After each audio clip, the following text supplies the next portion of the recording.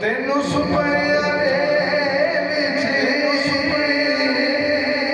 ਵੇਖਣ ਲਈ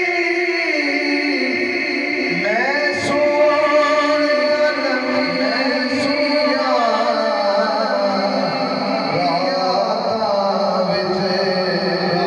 ਹੁਣ ਵੀ ਬੈਠ ਕੇ ਦੇ ਤੈਨੂੰ ਸੁਪਨੇ